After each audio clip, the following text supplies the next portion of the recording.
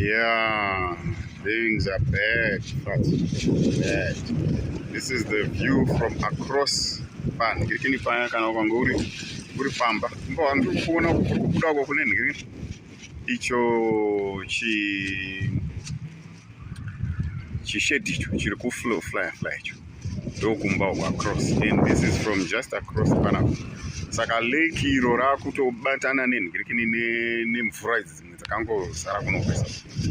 So I don't think we will be staying in there much longer because the pressure is rising, and it's rising if you are fan cricket. Paid up. If I do the sun in pressure, I could not my tennis for that. I don't far away.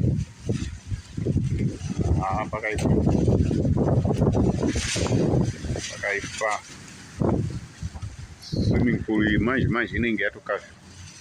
Kumba ndiko across huko, and having to use this man use my swamp pots to evacuate abantu.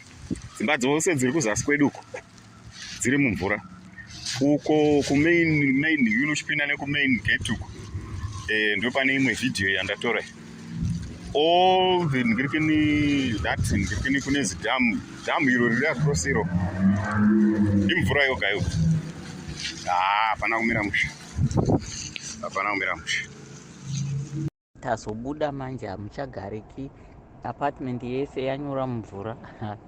Hameno kana pakawana kana chifurniture kana chiproperty chinorarama ipapo, plus mvura ikuramba ichiraiza yepanze iyoyo kwayanga ichierera yakudzika kwatinogara isu.